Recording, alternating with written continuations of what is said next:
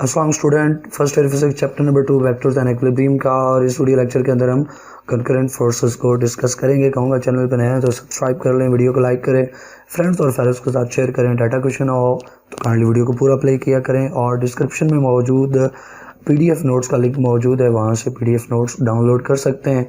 और इसके अलावा अगर आपको कोई क्वेश्चन हो, कोई क्यूरी हो, तो आपको स्क्रीन के ऊपर व्हाट्सअप नंबर नज़र आ रहा है, आप इसके ऊपर हमसे रब्ता कर सकते हैं। कंकरेंट फोर्सेस की तरफ आते हैं तो क्या है ये कंकरेंट फोर्सेस, ये डिफाइन करें कंकरेंट फोर्सेस को तो दो या दो से ज़्यादा फोर्सेस जो एक ही बॉडी के ऊपर एक्ट कर रही हो और इनका सेम लाइन ऑफ एक्शन हो, और तो हम इनको कंकरेंट फोर्सेस कहते हैं। कुछ बच्चों को ये कन्फ्यूजन होती है, वो समझते हैं कि जैसे कंकरेंट फोर्सेस का मैग्नीट्यूड भी इक्वल होना चाहिए। नहीं, इनका मैग्नीट्यूड इक्वल होना ज़रूरी नहीं है। ये डिफरेंट फोर्सेस जो है वो हो सकती हैं, एक का मैग्नीट्यूड कम तो दूसरे का ज़्यादा हो सकता है। मैग्नीट्यूड वेरी कर सकता है। जो इनकी शर्त है कंकरेंट होने की वो दो कंडीशंस हैं। पहली ये है कि सेम ही बॉडी के ऊपर ये एक्ट करें, और दूसरी शर्त ये है कि इनका सेम पॉइंट मौज एक ही लाइन ऑफ एक्शन और सेम पॉइंट के ऊपर ये एक्ट कर रही हो। जैसे स्क्रीन के ऊपर आपको नज़र आ रहा है F1, F2, F3 जो है ये कंकरेंट फोर्सेस हैं, और डायग्राम में भी आपको क्लियर है। ये एक बॉडी है, बॉडी का एक पॉइंट है, उसके ऊपर F1 फोर्स, F2 फोर्स और F3 की जो फोर्स है तीनों एक ही पॉइंट के ऊपर एक्ट कर रही हैं।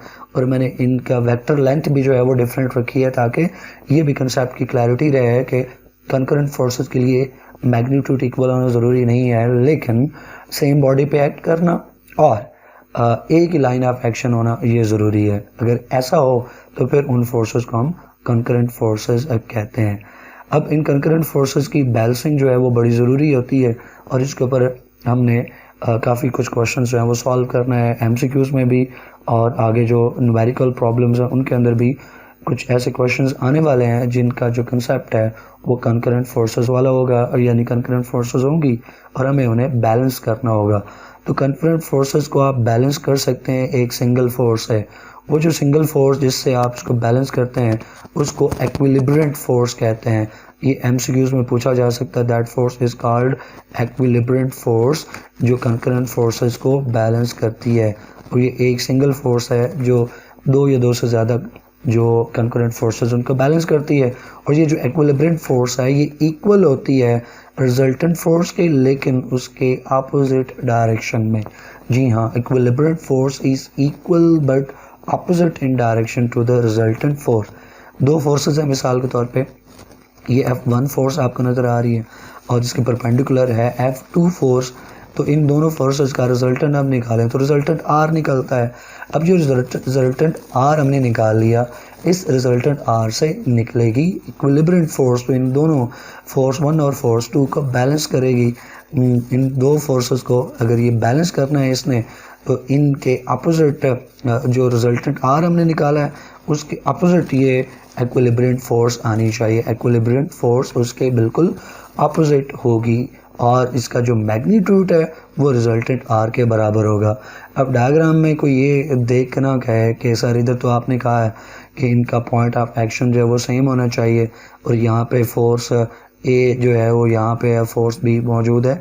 तो भैया मैंने वेक्टर शो किया है। अगर आपको रियल में दिखाऊं तो मिसाल के तौर पे ये एक बॉडी है, इसके ऊपर एक फोर्स जो है वो इस तरफ एक्ट कर रही है। मैं इसको ज़रा बेहतर कर दूं।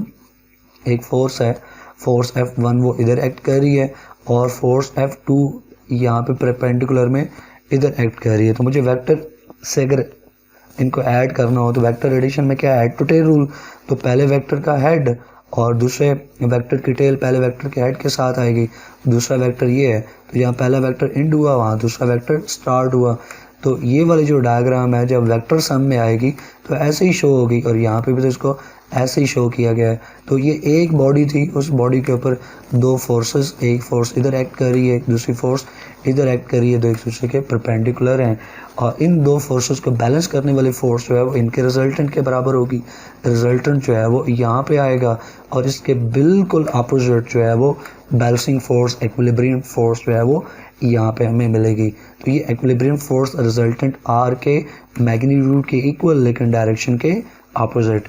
जो हमने पिछली असाइनमेंट की है, असाइनमेंट 2.3, अगर उसको आप देखें, उसके वीडियो को देखें या बुक के ऊपर उसके स्टेटमेंट पढ़ें, तो वहाँ पे भी हमें दो फोर्सेस के बैलेंसिंग एक फोर्स मालूम करनी थी।